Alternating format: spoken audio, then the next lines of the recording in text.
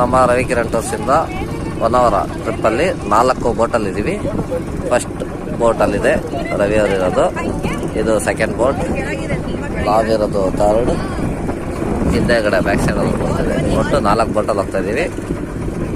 2 bus ಜನ ಬಂದಿರ್ತಕ್ಕಂಥದ್ದು.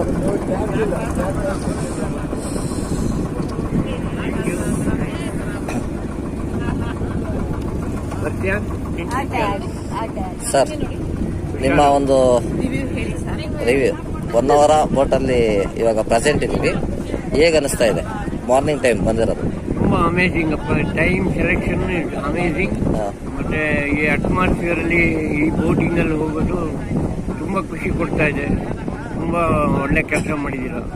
ನಿನ್ನೆ morning ಇಂದ ಇವಾಗಿನ ತನಕ ಪ್ರೆಸೆಂಟ್ ರವಿಕಿರಣ್ ಟೂರ್ಸ್ ಅಲ್ಲಿ ನೀವು ಇದ್ದೀರಾ. ನಿನ್ನೆ ಬ್ರೇಕ್ಫಾಸ್ಟ್ ಇಂದ ಹಿಡಿದು ನೈಟ್ ಸ್ಟೇ ಇಂದ ಹಿಡಿದು ಇಲ್ಲಿ ತನಕ ಪ್ರೆಸೆಂಟ್ ಯಾವ ತರ ಬೋಟಿಂಗ್ ಅಲ್ಲಿ ಹೋಗೋದು ತುಂಬಾ ಖುಷಿ ಕೊಡ್ತಾ ಇದೆ. ತುಂಬಾ ಒಳ್ಳೆ ಕೆಲಸ ಮಾಡಿದ್ದೀರಾ. ನಿನ್ನೆ ಮಾರ್ನಿಂಗ್ ಇಂದ ಇವಾಗಿನ ತನಕ ಪ್ರೆಸೆಂಟ್ ರವಿಕಿರಣ್ ಟೂರ್ಸ್ ಅಲ್ಲಿ ನೀವು ಇದ್ದೀರಾ. ನಿನ್ನೆ ಬ್ರೇಕ್ಫಾಸ್ಟ್ ಇಂದ ಹಿಡಿದು ನೈಟ್ ಸ್ಟೇ ಇಂದ ಹಿಡಿದು ಇಲ್ಲಿ ತನಕ ಪ್ರೆಸೆಂಟ್ ಯಾವ ತರ ನಿಮ್ಗೆ ಸರ್ವಿಸ್ ನಮ್ಮ ಕಡೆಯಿಂದ ಬಂದಿದೆ? ನಾನು ಫ್ರಾಂಕ್ ಆಗಿ ಹೇಳ್ಬೇಕು ಅಂದ್ರೆ ನಂಗೆ ಅನ್ಸುತ್ತೆ ಈ ಗ್ರೂಪ್ ಅಲ್ಲಿ ಇರೋದ್ರಲ್ಲಿ ಮೋಸ್ಟ್ ಸೀನಿಯರ್ ನೀವೇ. ಆದ್ರೆ ನನಗೆ ಏನೂ ಫೀಲ್ ಆಗ್ಲಿಲ್ಲ. ಅಷ್ಟು ಚೆನ್ನಾಗಿ ನೋಡ್ಕೊಂಡ್ರು. ನಮ್ಮ ಮಕ್ಕಳು ಅಥವಾ ನಮ್ಮ ಸ್ನೇಹಿತರು ಇಷ್ಟು ಚೆನ್ನಾಗಿ ನೋಡ್ಕೊತಾ ಇದ್ರು ಇಲ್ವೋ ಗೊತ್ತಿಲ್ಲ ನನಗೆ. But it was very amazing. ಆಮೇಲೆ ಫುಡ್ ಆಗ್ಲಿ, ಟಿಫನ್ ಆಗ್ಲಿ, ಲಂಚ್ ಆಗ್ಲಿ, ಅಮೇಜಿಂಗ್.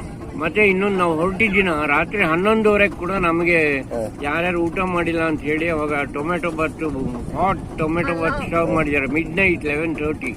So it's amazing.